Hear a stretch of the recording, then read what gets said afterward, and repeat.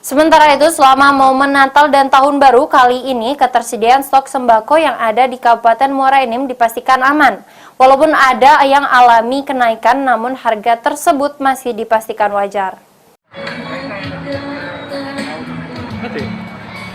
Setiap menjelang momen di hari-hari besar dan perayaan tahunan, sejumlah kebutuhan pokok utamanya sembako menjadi perbincangan di kalangan masyarakat, terutama para pelaku pasar yang mengeluhkan kenaikan harga dan kelangkaan.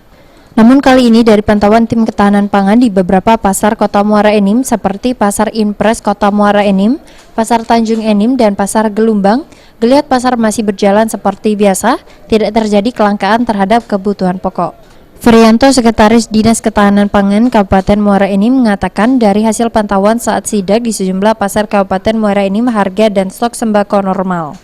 Dari hasil pemantauan di 3 lokasi pasar, selain dari Pasar Muara Enim, kemarin itu ke Pasar Gelumbang dan Tanjung Enim tadi pagi, dari komoditas pangan yang menjadi tugas pokok di pangan, dari sisi harga katanya masih bisa keadaan normal, kemudian dari segi stok atau ketersediaan pangannya juga masih cukup. Walaupun ada kenaikan masih dalam tahap-tahap yang wajar. Mungkin situasional ya kan, karena ini menjelang tahun baru mereka juga kelihatannya ada beberapa hati itu memanfaatkan momen ini.